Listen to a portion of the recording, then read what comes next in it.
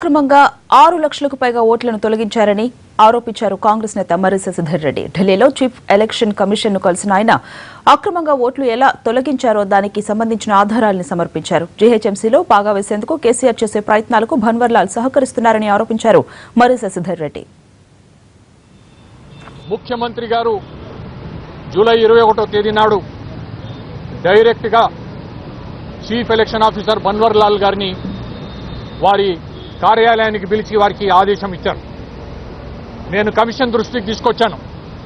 Chief election ఆఫీసర్గా పనిచేసేవారు కానీ ఆయన ఆధీనంలో పనిచేసేటువంటి డిస్ట్రిక్ట్ ఎలక్షన్ ఆఫీసర్ కానీ ఎలక్షన్స్ కమిషన్కు సంబంధించినటువంటి కార్యక్రమం చేసేటప్పుడు ఎలక్షన్ కమిషన్ యొక్క నియమ నిబంధనలను అనుగుణంగా పనిచేయాలి.